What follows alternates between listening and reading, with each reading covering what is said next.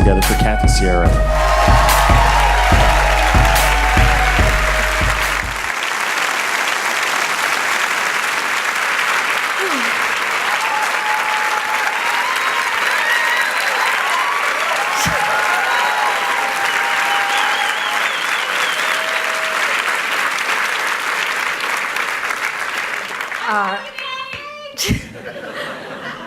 I love you guys.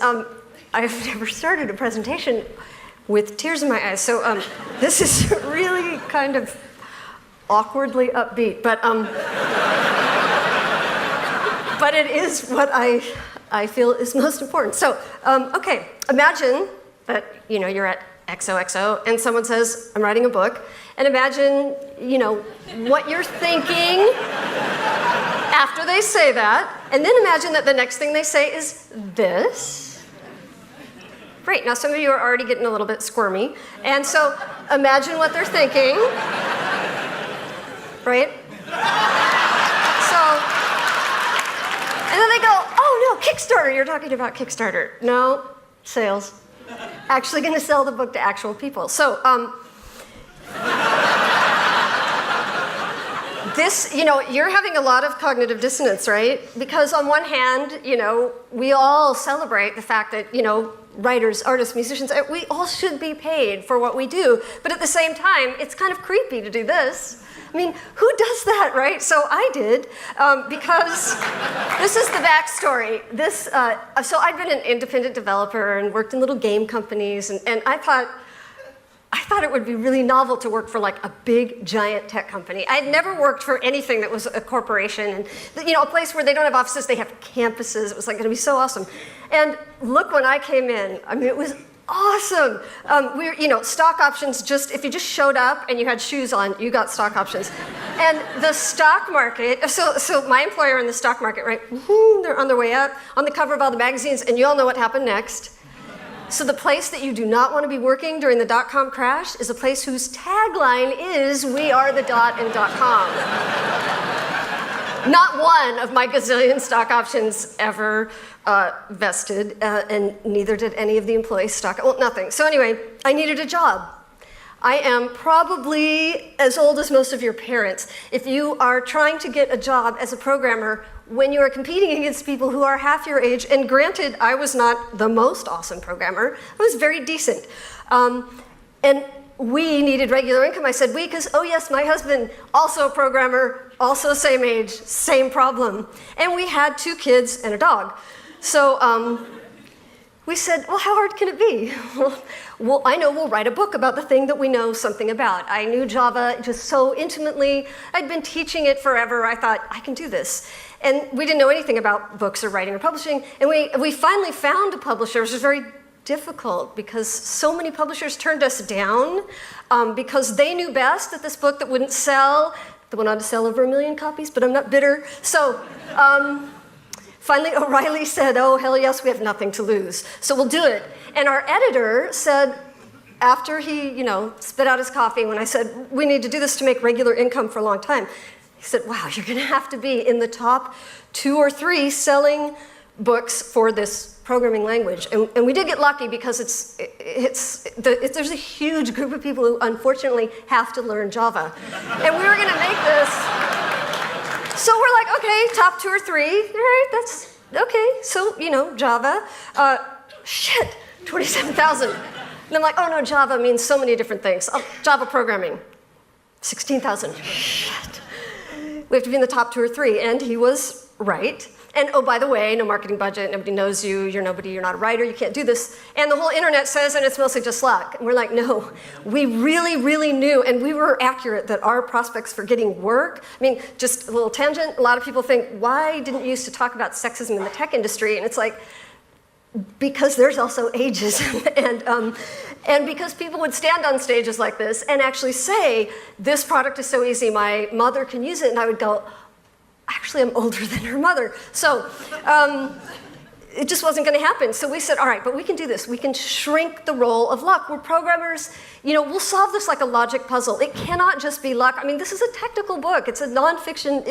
It can't just be luck. We're not writing the great American novel. So how did we do this, because the process that we followed, I know you're supposed to stand here and go, but don't do what I did, but I'm going to say, yes, do this, because this is just, this actually is a logical process, even though our implementation, well, in fact, our implementation was actually fairly crappy, and it still worked. That shows you something about the process. So, spoiler alert, we did go on to sell, well, almost 2 million copies of our books. I'm probably one of the only people who has actually lived for the last 10 years on nothing but my royalties. And I'm also really lazy, so I've only written one book since then. So this is how we thought about it. So we thought, okay, imagine a mixing board, and all we have to do, because we were still really naive then, is just look at things that the competition is doing. What are they doing well? And then what are the things that they're not doing that we can actually really move the sliders up?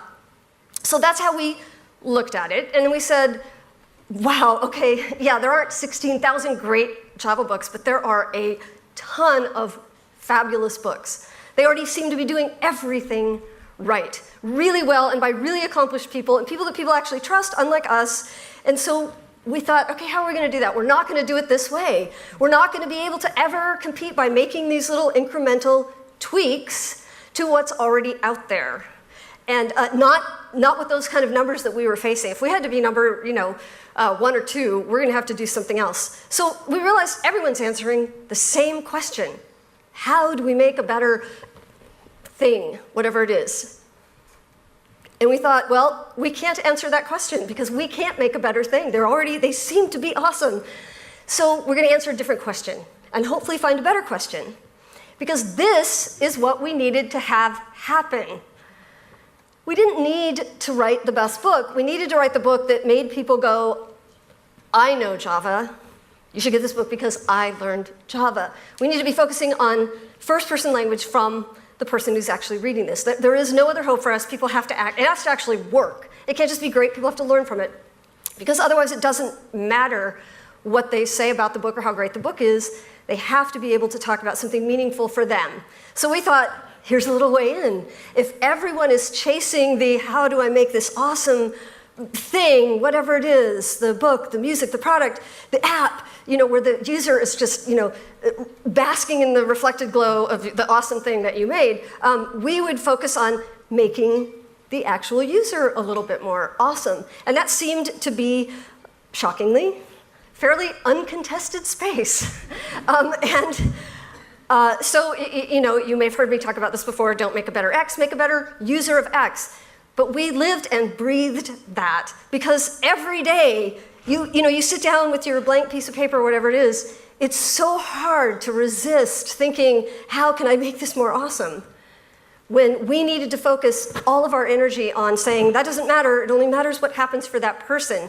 Now, a lot of people would say that's a semantic game. I mean, you make a quality product, that's how you make a better result for the user. But you get very different answers when you focus on those things independently. So we said, we just make tools. We're not important. We just make tools, and all that matters is what people are using it to do. The context. We're just a tool. Everything is about what the user wants to do. What is their context? What are they hoping for this? What's meaningful to them? And so the more we focused on, we're just making a tool, what can we do for the person? It started to give us better questions to answer, questions that didn't already have great answers. So what matters is the context in which our thing, whatever it is, plays a role. And you guys may have heard me talk about this before because I've only been talking about it for 10 years. And this is the example I always give because it's an easy one. If you think of a camera, right? This is the 5D Mark III. Some of you probably have this camera. This is a camera I have, which I paid dearly for. And I love that camera. And this is the slide that I will probably show for the rest of my life because I think it says everything that's wrong with what we do. Before they, get our thing, we understand the context, right? And again, this is deceptive because what's important is not, oh, here you get, color and good production values, and here you get that. Right? I mean, that does say something about what we value, marketing versus actual customer support. But anyway, what matters is that this is about the context. We understand that they want photography. They want to take amazing photos. They don't just want a camera. But as soon as they give us the money, we're just about the tool. Hey, it's not our, it's up to you what you do. So we want to be better at the context, not the tool. So one of the things we started doing is saying, we're not content creators, we are context designers. And all of you are context designers. You're creating whatever it is that you do or build or make. You're creating a context in which something is going to happen for someone. They will be transformed in some way. And we thought, we're not designing the UX, we're designing for the post-UX UX. Because nothing matters except what happens when the person finishes interacting with our thing. Now what happens? Can they do more? Do they feel differently? Do they see things differently? Do they have another perspective?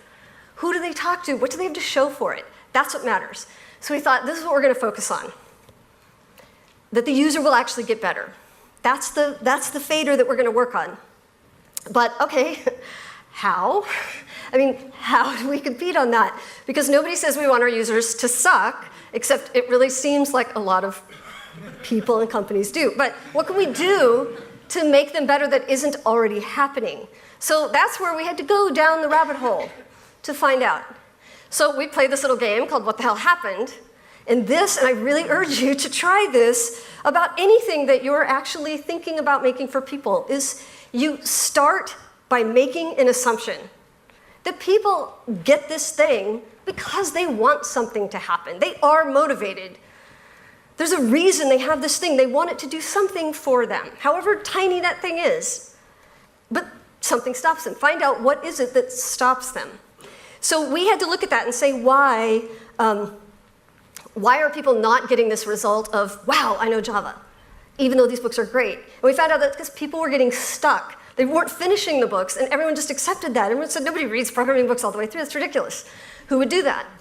And we thought, well, how can they possibly learn if they don't actually keep reading it? It doesn't matter how great the book is. And so we realized that a lot of these things just didn't really matter if people don't keep going. So now we knew what it was that we would have to do. We could compete on forward flow, just getting people to keep going. That was now what we could focus on. And that gave us a very different set of things to work on. Now, we still didn't know how, because we had to find out, well, what is it that's happening? So if that's the sort of master fader, forward flow, what are those things that are stopping them? So we found out, and Google is just amazing, right? You can actually learn things. And you can go to online discussion forums and find out why people are having these experiences or not. And we found out that, well, in fact, there's a lot of research on this. People are struggling because they think that they're supposed to have remembered something from a previous page or a previous chapter or a previous section, so they keep going back. So they can't go forward if they're going backwards. So we said, okay, we'll look at that. The next thing we found out is that people are going backwards, or they're not going forward because they're just confused. And they don't think it's appropriate to keep going. If they're confused about this thing, how can they keep moving forward? So they keep going back thinking, I gotta really get this first. And then, so, okay, we knew we could deal with those. And then the third thing was just a little trivial, everything else in their life that's keeping them from being able to keep doing this. So we'll solve this. We'll solve all of those. So the first two were a little easier. So not moving forward, problem one. This is going to sound really trivial, but it actually is. It is this simple, that if the problem was that people weren't going forward because they didn't remember what had been said before, then just make that a non-issue. And so we said, okay, how can we do that? And unfortunately, we had editors that were like, your stuff is so weird, just do whatever you want. There's a real advantage to that. At some point, you just break them, and they go, fine, just do whatever you want. So we did a thought experiment where we said, and we do this to this day, and we do it with authors to this day, 10 years later, we say, imagine that, that you've written a book, and when the user turns the page, the previous page vaporizes. There is no going back. No one can ever turn back. It's not even an option. What would you do differently to make this work for them if you knew they couldn't go back? Or if it's a video, they can't. There is no rewind. It's just one time. It's like they're sitting in a theater watching a movie. What would you do? Well, those answers were fairly simple. We'll repeat stuff a lot. So that's part of what we did. But here's another one, confusion.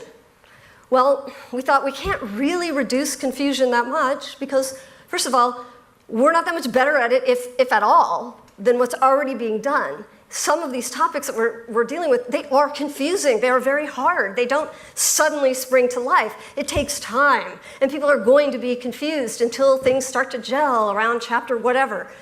But you have to get them to stick with it until that point. So we came up with this really complicated way of dealing with that. It's complex, very difficult, but I think that we're all up to it. And it's based on this idea. They don't stop because they struggle. They stop because they don't know they're supposed to be struggling, that struggling is appropriate, that it's typical. So we just told them. So, page 1, you could just say, for example, yes, this is confusing, just stick with it. And sometimes that is literally all you have to do, because now they know, oh, it's typical, it's temporary, it's not just me, I'm not just the idiot. So that helped. And now we get to the easy one, the rest of their life. And this one applies to everything, not just what I make, but what you make. Everything is, okay, their real life. Because so many products are completely fabulous, right? For people who have nothing going on, absolutely nothing going on. This is their full-time job. Then the products are great. They're well built, they're well designed, easy, right? But here's what we do, right? And some of you, I know, I want to ask you to raise your hands, but I know some of you have worked in companies, or you do yourself, you believe in the idea of personas, right? You design who are our users, what do they really like? You give them names, and you understand how difficult their life is, and you write bullet points of everything they have to deal with. But then, we know that's who they are, but then we believe that the moment they touch the product, something changes. And yes, I do use the word users. I use it very consciously. I will always use it because it focuses us on the fact that we're making something for people that should be useful and usable, that they are using it for some context that has nothing to do with just appreciating our awesome thing. So we always use that. So if we're writing for readers, we don't call them readers. They're not just readers because we are not writers. We're creating a context and they are our users. So we know this is who they are before they touch our product, but now we act as if the moment they touch our product, they're this guy, right? It's just magic, right? Suddenly this is all they have in the world that's going on for them. Their life is perfect. And here they are purchasing, right? It's before, and look, while they're using the product, they enjoy moving, right? It's awesome. This is who we design things for, everything, right? Perfect kitten, perfect baby, right? Because we design for not real humans. But let me tell you, this guy, see his wife? She has a whole nother family.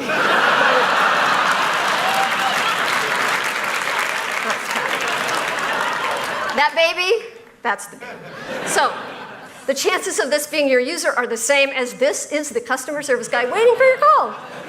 Right? They're waiting for your call. So that's not your user. This is your user who is so stressed. He's on a conference call, totally doesn't even know he forgot to put pants on. That's him while he's using it, not just before and after. But wow, this is your user. So these are the people, that's your user. So when we don't honor the fact that they are humans, we treat them like stock photo people or androids, and you know what that's like, because you've had lots of things treat you like a stock photo person or an android, right? An android, someone with a perfect eidetic memory, right? Most books are written that way. Or stock photo people with a perfect life in which that product would be perfect. So when we don't treat people like humans, they start to wonder, am I even really alive? So I started thinking about this idea of aliveness as one of my core values for me making things. Is can I help people feel more human, more alive? And what does aliveness even mean? Well, a lot of you are probably UX or UI designers, among other things, and so there are concepts and things that we do. I used to teach animation long ago to make things feel more vibrant and alive. Very little subtle things and also very big things. So this idea of having that as a value, aliveness, how are we making something that feels more alive and more importantly makes people feel more like they are actually alive? And what does that actually mean? Now, this is controversial because a lot of people say products shouldn't seem alive. That's creepy, the uncanny valley of apps, it's misleading. You know, that ATM machine really doesn't feel grateful for what you just did. So, but it doesn't matter, because we do anthropomorphize. That's what humans do. We anthropomorphize everything, especially pets.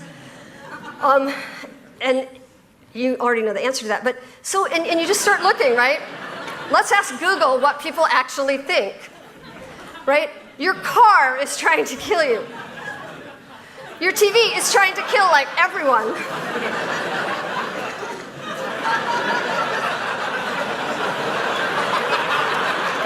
My computer is trying to open everything. Even the word, think about the word trying, right? It's just trying. It is alive, right? So, we anthropomorphize everything. Now, these guys actually wrote a book long ago, and I actually love this book. I mean, it's old, it's silly, it's kind of outdated, and I still think it's a great book. And we used this. What they did is they just took sociology experiments, and instead of having one of the people be a human, they just replaced the human in the old experiment with some device and tried to see what would happen. And of course, they found things like, I know a lot of you are familiar with it, like if you had to evaluate how a computer program worked, and you did it on the computer in which you accessed that program, you were nicer than if you did it over here on a different computer, because you didn't want to hurt this one's feelings, right? And it's subconscious, but one of the things they came up with was really, I know it's an obvious one, but they tried to have some theories about why this is. They found out that people do pay more attention when you use conversational language. Now, we used to think, well, it's just a matter of, because not conversational language is maybe too complex or something, but even when they made very simple changes like, you know, using contractions, right, instead of the way androids talk, that people do pay attention. They think it's because your brain is subconsciously feeling like it's in a conversation, it's got to keep up its end. So those are the things we used. But these same guys are responsible, directly responsible for what led to Clippy. So it's not all useful advice. But just in case I don't want you to be wondering, your cat is trying to kill you. So we want experiences that help us become more alive, that feel more alive. Because our users, all of us, we're all on this hero's journey. So if we think of our users, our audience, as someone on their own hero's journey with whatever they're dealing with, who are we to them on that journey, right? This is who we want to be, or better, you know, the one with the horse. So this is who we want to be, right? We want to be the mentors, or maybe the allies and the sidekicks. That's a good role for us to play too, on their journey. We don't want to be these guys, right? Now we could be these guys, that might be okay. Now, as Mallory pointed out, so I had to put this in, because it was just, we're all going to die. So since that's true, but while we're still alive, we want to be thinking about where we're going to focus. Oh, let me go backwards. And we want to focus there, not over there. So I'm going to have you do a little interactive exercise, which again is just awkwardly festive after the last one that you just did. But I think we cannot have too much practice in this. So I'm going to ask you to do this one thing. It'll take 20 seconds. And then I just have 3 slides after that. So, but you can't leave, the doors are locked. So you have to do this. You're just gonna stand up and do 2 or 3 people around you. Again, you have to do this. And if you've ever been on a talk with me, you know I will wait. So you have to stand up and you just have to say to the other person, you are a badass, right? And then when they say that to you, you have to go, no, you're the badass. And just practice, right? And some of you, this is not gonna be easy. So go ahead, right now, 30 seconds, stand up, you're a badass. No, you're a badass. So are you. Okay, you can sit down now.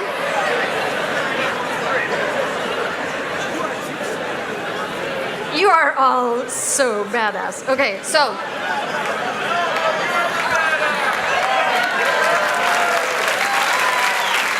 Okay. So, that was going to be the end, but we're supposed to say something personal, which is really hard for me to do. But I'm going to make an exception. So, okay. Some of you may know about this post I wrote on my own blog, Serious Pony, and then it went to Wired, why the trolls will always win. And shortly after I left Twitter, about a year ago, and by the way, Zoe Quinn is like the most badass of all. But anyway, so why the trolls will always win. So shortly after that, I wrote to Eric Meyer, and we were talking about it, and I said, you know, there is only one event that happened that made me feel like there was still hope in the community. This was it. This was the thing. I was still on Twitter when that happened, and I thought, I'm going to hold on to that. So again, as I left, I said, I'm going to hold on to that because this gives me hope. And now I just sat through 2 days here with all of you and how you reacted to everything and what you're doing and what you care about. And now there are 2 reasons to have hope, because you've all made me feel more heroic. Thank you. Thank you. You guys are badass.